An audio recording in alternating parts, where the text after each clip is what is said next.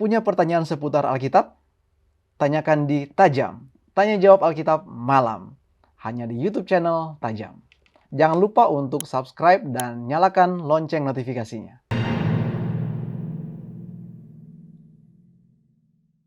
Datang dari Mary Saragi Raja Guguk. Mohon penjelasan dari Wahyu 22 ayat 11 tentang gambaran orang baik dan jahat. Apakah menjelang kedatangan Yesus, akankah orang jahat akan jahat terus, tak ada pertobatan, dan orang yang baik akan baik terus dan tak bisa jatuh ke dalam dosa? Nah, ini menarik, kita bacakan ayat referensinya dalam Wahyu 22 ayatnya yang ke-11. Barang siapa yang berbuat jahat, biarlah ia terus berbuat jahat. Barang siapa yang cemar, biarlah ia terus cemar. Dan barang siapa yang benar, biarlah ia terus berbuat kebenaran. Barang siapa yang kudus, biarlah ia terus menguduskan dirinya. Demikian, pendeta. Terima kasih. Ini adalah perkataan yang terdapat di bahagian penutup dari kitab Wahyu. Pasal 22 adalah pasal yang terakhir, dan ini termasuk dari kata-kata penutup. Dan kalau kita kaitkan itu dengan ayat yang ke-10 dan ayat yang ke-12, ayat 10 dikatakan, lalu ia berkata kepadaku, jangan memeteraikan perkataan nubuat dari kitab ini, sebab waktunya sudah dekat. Jadi biarlah setiap orang boleh mendengarkan pekabaran selamat, karena waktu kedatangan Tuhan Yesus itu sudah dekat. Apa tujuannya mendengarkan kabar selamat? Tujuannya adalah supaya orang bisa mengambil keputusan, supaya bisa memilih. Karena hanya ada dua golongan yang akan ada pada saat kedatangan Tuhan Yesus yang kedua kali.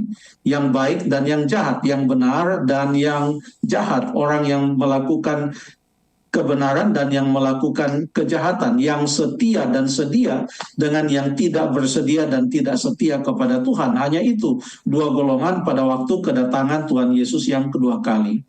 Karena akan tiba saatnya di mana orang sudah tidak bisa lagi memilih. Dan nampaknya pernah kita bahas juga ini dalam episode-episode sebelumnya tentang apa yang terjadi pada saat menjelang kedatangan Tuhan Yesus yang kedua kali. Kalau kita baca di dalam Wahyu pasal yang ke-16, di sana ada keterangan tentang 7 malapetaka. Dan pada saat 7 malapetaka itu dicurahkan ke atas bumi, maka pintu kasihan telah tertutup. Dan itu ada petunjuknya, dan itu digambarkan dalam Wahyu 15 ayat yang ke-5 sampai ayat yang ke-8. Tidak ada, Yohanes tidak melihat ada orang di dalam bait suci, tidak ada imam di sana, tidak ada imam besar di sana, tidak ada yang bertugas di sana. Dalam konteks seperti itu artinya tidak ada pengantaraan, tidak ada lagi kesempatan untuk memohon pengampunan, untuk mengubah keputusan dan lain sebagainya. Dan itu bukanlah sesuatu hal yang dikondisikan demikian, akan tetapi memang sudah tidak ada lagi kesempatan seperti itu. Makanya di dalam keterangan tentang 7 malapetaka itu, salah satunya dikatakan dalam ayat yang ke-9, pasal yang ke-16, dan manusia dihanguskan oleh panas api yang dahsyat, dan mereka menghujat nama Allah yang berkuasa atas malapetaka itu, dan mereka tidak bertobat untuk memuliakan Dia. Ya, mereka tidak lagi bertobat. Dan juga di dalam ayat yang ke-11, dan mereka menghujat Allah yang di sorga karena kesakitan dan karena bisul mereka, tetapi mereka tidak bertobat dari perbuatan-perbuatan mereka. Hati mereka telah keras.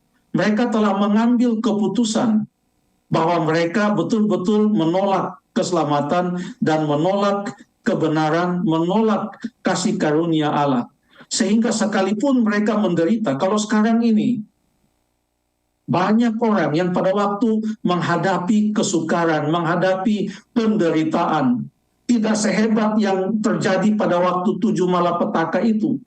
Orang datang kepada Tuhan, berdoa, memohon ampun, merenungkan kembali dosa-dosa di masa yang lalu, dan lain sebagainya. Tapi yang terjadi pada saat 7 malapetaka itu dicurahkan, paling tidak dalam Wahyu pasal 16, ada 2 kali indikasi diberikan di sana, mereka bukannya bertobat, mereka bahkan menghujat Allah. Dan di dalam kesimpulan kitab Wahyu, yang dikaitkan dengan sekarang inilah waktunya untuk betul-betul mengabarkan pekabaran itu, jangan dimeteraikan dulu, bagikan kepada banyak orang, jangan dimeteraikan itu nubuat-nubuat, bagikan, jangan dikunci, jangan ditutup, bagikan kepada orang lain, supaya sekaranglah waktu untuk memilih. Karena akan tiba saatnya terjadi di mana apapun yang dialami, mereka tidak mau untuk bertobat lagi. Wahyu 22 ayat 11 mempunyai nada bukan memerintah. Kamu harus berbuat jahat terus kalau kamu sudah jahat. Kamu harus berbuat baik terus kalau kamu sudah berbuat baik. Tidak demikian. Tetapi ini adalah kalimat yang menyatakan bahwa itu sudah terjadi dan akan berlangsung terus pada saat 7 malapetaka itu dicurahkan dan pintu kasihan sudah tertutup. Artinya, ya, yang berbuat baik, biarlah ia terus berbuat baik. Artinya dia akan terus berbuat baik. Dan masih ada sebenarnya keterangan-keterangan yang lebih dalam lagi pada masa itu di mana tidak ada pengantaraan, pengharapan dari orang-orang kudus Allah, dari orang-orang benar hanyalah Yesus Kristus. Mereka betul-betul bergumul dalam iman mereka, berpegang pada iman mereka, dan hanya berharap kepada Tuhan pada masa yang sulit itu. Dan Tuhan akan memelihara mereka sampai kepada kedatangannya yang kedua kali, pada masa yang sangat singkat, pada saat kesukaran yang besar itu terjadi.